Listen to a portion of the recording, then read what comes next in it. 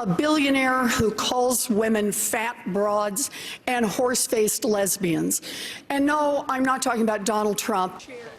Bitter words and sharp exchanges led to some pretty big ratings for last night's Democratic debate in Las Vegas. Nearly 20 million people watched the most intense debate this cycle. Political reporter Jack Fink in studio. Jack, we saw the candidates really piling on. Former New York City Mayor Mike Bloomberg, kind of a punching bag. Any fallout today?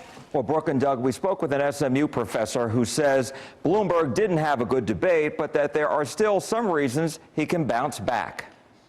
Democrats take a huge risk if we just substitute one arrogant billionaire for another.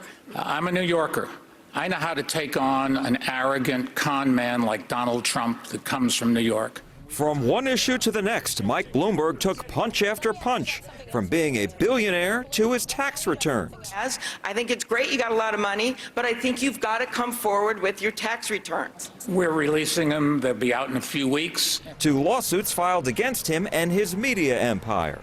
They decided when they made an agreement that they wanted to keep it quiet for everybody's interest.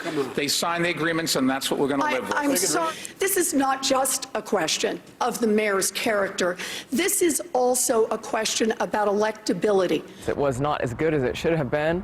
SMU professor of political communication, Stephanie Martin, says the former New York City mayor came across as unprepared, but said his performance wasn't a fatal blow, because he's not on the ballot until he competes in Texas and the 13 other Super Tuesday states March 3rd. So he'll have another opportunity and another media cycle to be on the debate stage in a week. So really that was just a dress rehearsal for him. So if this happens again, then we should be concerned. But Martin says the debate rescued Elizabeth Warren's campaign from irrelevance.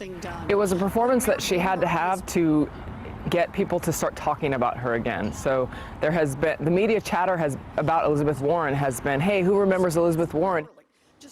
And Martin says Bloomberg's campaign is all about media saturation, and she believes he will continue with that strategy. She says last night's debate proves the party isn't ready to unite behind a center-left candidate to take on Bernie Sanders.